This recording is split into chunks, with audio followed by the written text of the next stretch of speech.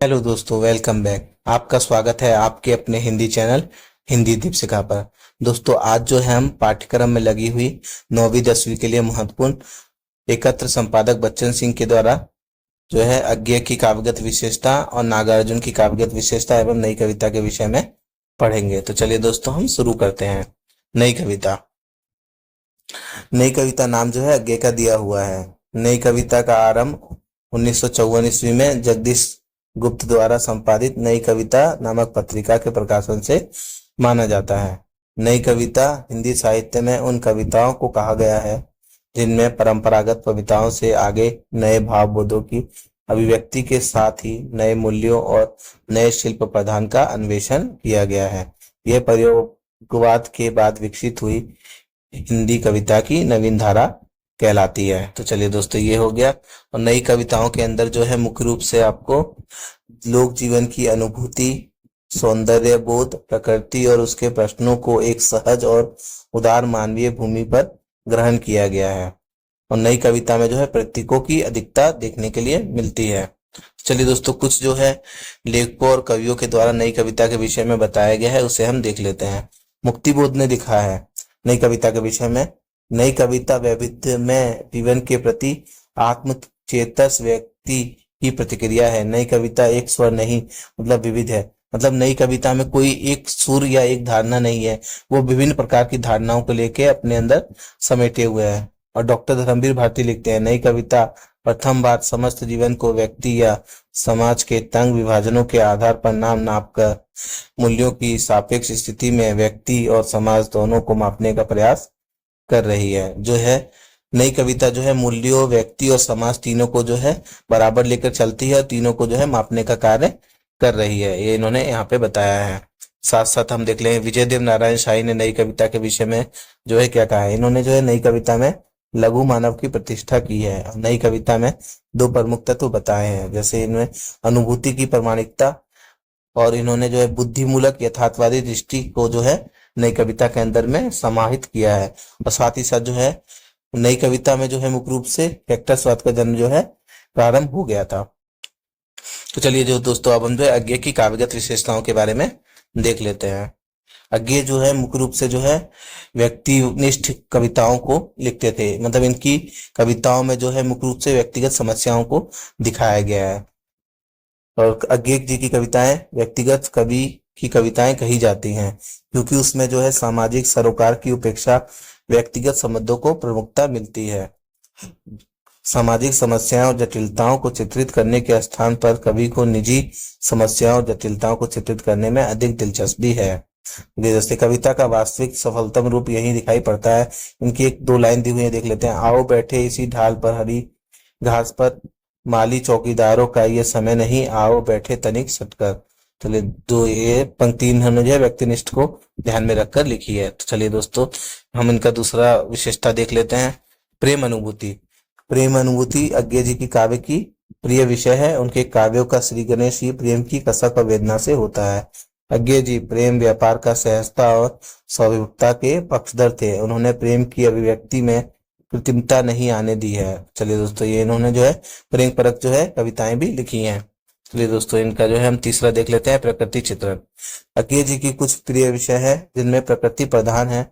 Doctor Prabhakar माछियों के शब्दों में पहाड़ और झरने, वृक्ष और बादलों से विविध मूड्स को उन्होंने अपनी कुशलता से पकड़ा है। और अज्ञेय जी ने आलंबन और उद्दीपन के माध्यम से प्रकृति का चित्रण जो है किया है। तो ये हमने प्रकृति चित्रण के बारे में देखा।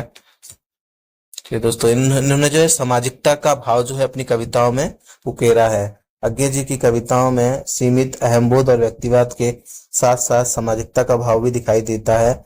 व्यक्ति और समाज के संबंधों के परिप्रेक्ष्य में अज्ञेय जी ने स्वस्थ व्यक्तिवाद का स्वर मुखर किया है। उन्होंने व्यक्ति के समाजीकरण पर विशेष बल दिया है। तो चलिए दोस्तों, ये हो गया। अब हम जो है क्षण अनुभूति देख लेते हैं। उन्होंने सारी चीजों को क्षण और समय के ऊपर केंद्रित किया है। अज्ञेय जी ने क्षण की अनुभूति को अधिक महत्व दिया है। वे जीवन के प्रत्येक क्षण को जी भरकर भोगना चाहते हैं, क्योंकि उनकी दृष्टि में प्रत्येक क्षण महत्वपूर्ण है।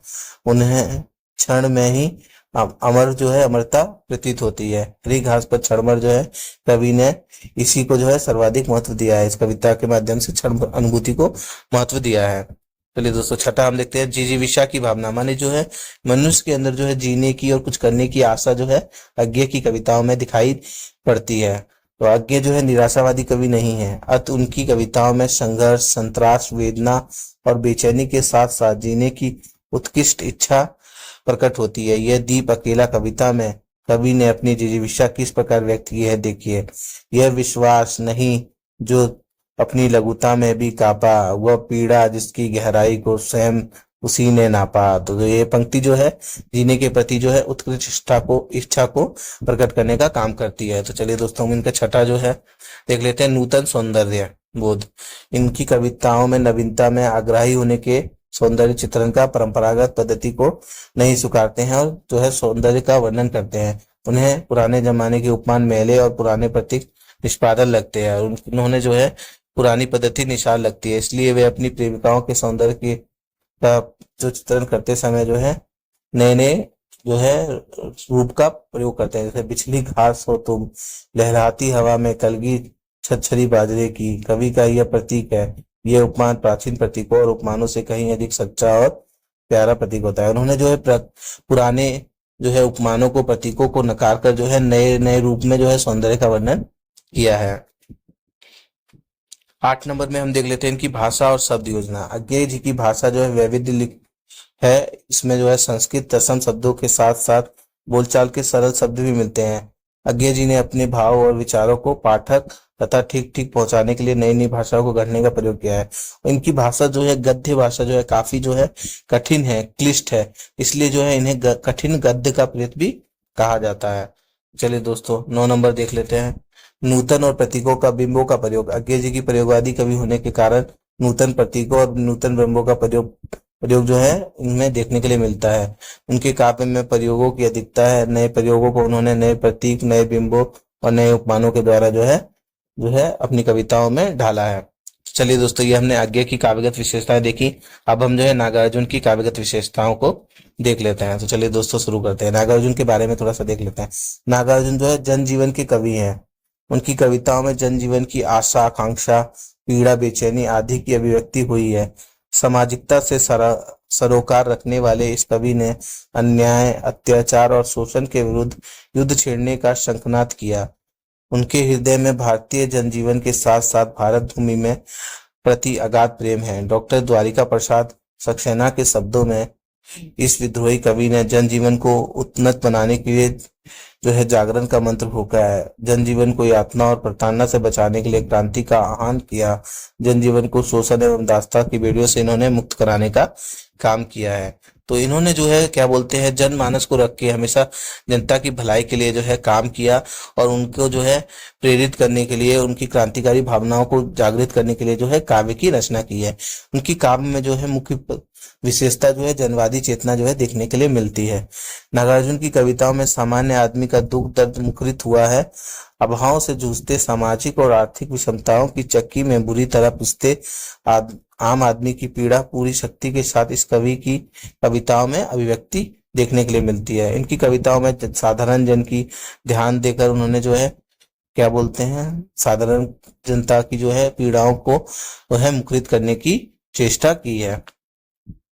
दूसरी जो है इनकी विशेषता में जो है राष्ट्रीय जागरण और देश प्रेम की तीव्र भावना देखने के लिए मिलती है। नागार्जुन के काव्य में राष्ट्रीय जागरण और देश प्रेम की तीव्र भावना का दर्शन होता है। जब चीन ने भारत पर आक्रमण किया तब कम्युनिस्ट दल के सदस्य होते हुए भी नागार्जुन जी ने देशवासियों को, दुश्मनों को दांत तोड़ फेंकने के लिए ललकारा और अपने काव्य में चीनियों को फटकार लगाई है। देशवासियों के दुश्मनों को जो है दांत तोड़कर फेंकने के लिए जो है ललकारा युवाओं को, और जो है उन्होंने चीनी जो है उन्हें भी फटकार लगाई और अपने काव्य से जो है राष्ट्रीय जागरण का जो है स्वर जो है मुखरित किया है। और इनकी कविताओं में जो है युग की विषमताओं का वर्णन देखने के लिए मिलता है। इसमें नागार्जुन की कविताओं में जो युग की विषमताएं जो खुलकर सामने आती हैं। समाज में व्याप्त बुराई, चारों ओर पनप रहे शोषण, राजनीतिक भ्रष्टाचार, स्वार्थपरकता, पूंजीवादी शक्तियों का बोलबाला, आर्थिक अभाव आदि जो है इनकी कविताओं में देखने मिलती है। अकाल और उसके बाद जो है ऐसी ही कविता है जिसमें कवि ने नए युग के बोध को चित्रित किया है। लेकिन कुछ पंक्तियां हैं, इन्हें हम देख लेते हैं। दाने आए घर के अंदर कई दिनों के बाद, धुआं उठा आंगन से ऊपर कई दिनों के बाद, चमक उठी घर की आके कई दिनों के बाद, कौवे ने खुजलाई पाके कई दिनों के बाद। इसमें जो है युग की विषमता का वर्णन देखने के लिए मिलता है। चलो इसी तरह जो है शोषित एवं सर्वहारा जन की प्रति सहानुभूति, इनके जो काव्यों में सर्वहारा वर्ग के प्रति जो है सहानुभूति और करुणा की भाव देखने के लिए मिलती है। और इन्होंने जो है प्रकृति चित्रण जो है इन्होंने किया है। नागार्जुन प्रकृति चित्रण के प्रति जो है विशेष आकर्षित थे, अतः उन्होंने प्रकृति सौंदर्य के विविध रूपों का जो है अपनी कविता में सजीव चित्रण किया है। तो चलिए दोस्तों, इनकी कविता बादल को गिरते देखा है में काफी अच्छे तरीके से जो है प्रकृति चित्रण देखने के लिए मिलता है। और प्रणय भावना, इनकी जो कविताओं में प्रणय भावना जो है देखने के लिए मिलती है। इनकी जो प्रणय भावना को अधिक स्थान दिया है। उनकी कविताएं अत्यंत मर्म स्पर्शी है, इनमें गहन और तीव्रता का भाव जो है मुखरित होता है। और जो है विद्रोही और क्रांति की प्रवृत्ति जो है इनकी कविताओं में देखने के लिए मिलती है, जिसमें जो है इन्होंने इनकी कविताओं के विषय में द्वारिका प्रसाद सक्सेना ने कहा है कि राजनीतिक नेताओं, धार्मिक ठेकेदारों और स्वार्थियों, अवसरवादियों और भ्रष्टाचारियों, अत्याचारियों, पाखंडी साधुओं आदियों के ऊपर व्यंग करते हुए न केवल इन्होंने आक्रोश व्यक्त किया है, बल्कि उन्होंने विद्रोही और क्रांतिकारी भावनाओं को भी प्रदर्शन अपनी कविताओं में किया है। चलिए दोस्तों, व्यंग्यता, उनकी जो है कविताओं में व्यंग्य का रूप भी देखने के लिए मिल जाता है। उनके व्यंग सटीक, अभेद और पैने होते हैं। वे हमें हंसाते नहीं, तिलमिला देते हैं। वे विद्रूपता पर व्यंग करते हैं, जिससे सच्चाई प्रकट होती है। जो है नागार्जुन की व्यंग रचनाओं में कबीर की तलखी और भारतेंदु की करुणा और निराला की विनोद वक्रता का भी विलक्षण सामंजस्य है। तो इन्होंने जो है मुख्य रूप से जो है काफी तीखे और प्रहार व्यंग किए हैं। इन्हें जो है आधुनिक युग का कबीर भी कहा जाता है। तो चलिए दोस्तों, ये सारे हम देख लेते हैं। ये हमने सारी विशेषताओं को देखा। अब हम जो है अभ्यास प्रश्न कर लेते हैं। नई कविता का प्रारंभ नई कविता पत्रिका से जाना जाता है। इसके संपादक कौन है? दोस्तों ये जो है जगदीश चंद्र गुप्त जो है इसके संपादक हैं। चलिए दूसरा प्रश्न देख लेते हैं। नई कविता में लघु मानव की प्रतिष्ठा किसने की? दोस्तों इसका उत्तर होगा विजयदेव नारायण शाही। ये दोस्तों तीसरा प्रश्न देख लेते हैं। कठिन गद्य का प्रेत किसे कहा जाता है? इनकी जो है कठिन भाषा के कारण जो है इन्हें कठिन गद्य का प्रेत कहा जाता है। ये जो है अज्ञेय जी है। चौथा नंबर प्रश्न है, अज्ञेय की काव्यगत विशेषता निम्नलिखित में से है? तो दोस्तों व्यक्तिनिष्ठता, नई बिंबों और प्रतीकों का प्रयोग, जिजीविषा की भावना और उपर्युक्त में से सभी। दोस्तों ये सारी विशेषताएं जो है इनके अव्यय के काव्यों में देखने के लिए मिलती हैं।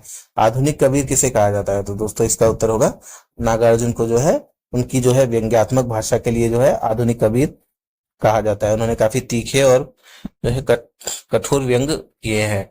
अज्ञेय का जन्म कब हुआ? तो दोस्तों इसका उत्तर होगा 1911 ईस्वी में अज्ञेय जी का जन्म हुआ।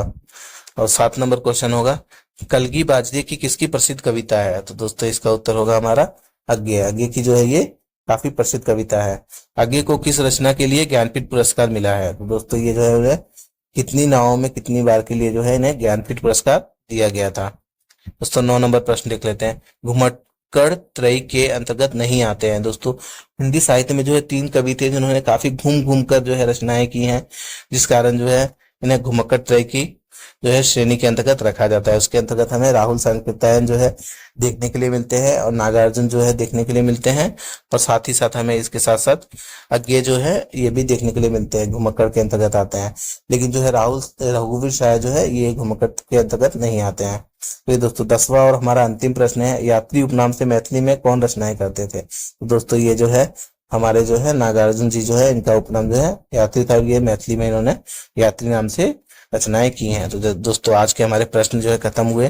नीचे मैंने यहाँ उत्तर कुंजी दिया हुआ है, इसे आप पीडीएफ मिलने के बाद आराम से देख सकते हैं। दोस्तों अगर आपको हमारी कक्षाएं अच्छी लगती है, हमारा कंटेंट समझ में आता है, तो आप जो है हमारी चैनल को लाइक, शेयर एंड सब्सक्राइब कीजिए। और अगर पीडीएफ नोट्स प्राप्त करना चाहते हैं तो आप हमें इस नंबर पर जो है व्हाट्सअप कर सकते हैं। तो चलिए दोस्तों, आशा करता हूँ कि आप सभी जो अपनी तैयारी में जुटे होंगे। चलिए धन्यवाद।